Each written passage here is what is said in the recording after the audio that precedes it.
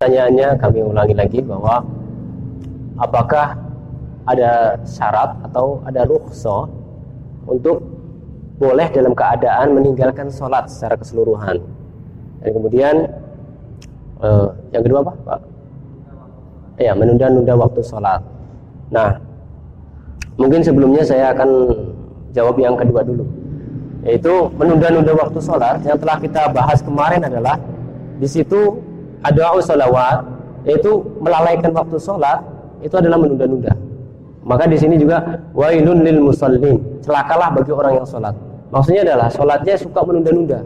Tidaklah dia sholat asar kecuali dekat waktu maghrib, kemudian dia tidaklah melakukan sholat maghrib, kemudian dilaksanakan mendekati waktu isya. Ini menunda-nunda dengan sengaja, yang mana bukan dalam ketidaksengajaan. Maksudnya bukan perkara yang memang itu harus ditunda. Nah, maka ini adalah jelas ini termasuk kelalaian, yang mana ancamannya kemarin adalah termasuk juga neraka termasuk.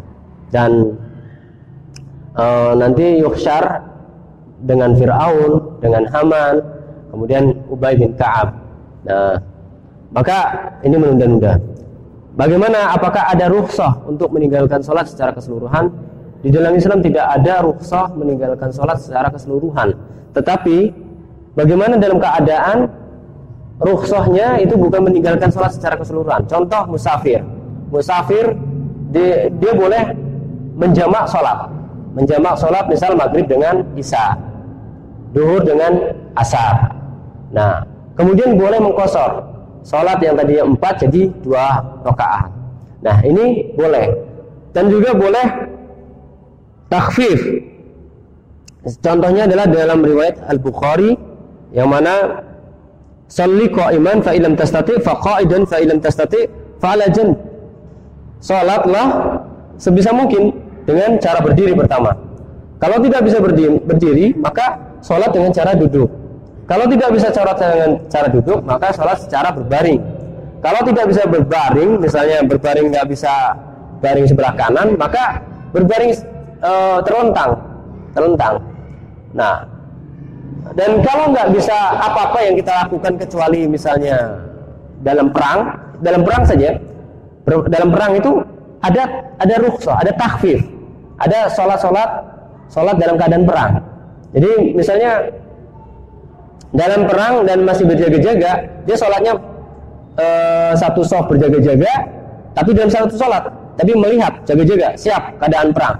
Kemudian satu shaf dia sholat mengikuti imam, nanti shaf yang berikutnya nyusul. Nah, ketika berkecamuk, sholatnya dengan cara mungkin isyarat dengan mata atau dengan cara begini, itu adalah sujud, kita sambil membaca sujud. Tetapi kita tidak lengah, mata kita tetap tertuju pada musuh. Nah, ini dalam Islam. Nah, meninggalkan sholat secara keseluruhan tidak ada, karena Islam sangat keras ancaman-ancaman meninggalkan sholat. Kemudian juga sholat ini merupakan rukun Islam, yang mana rukun ini adalah apabila ditinggalkan maka batalah keislaman. Nah, maka dalam keadaan apa kaum muslimin meninggalkan sholat? Dalam keadaan meninggal pun tidak ditinggalkan sholat, disolatkan. Disolatkan ya. Di depan disolatkan dalam keadaan meninggal.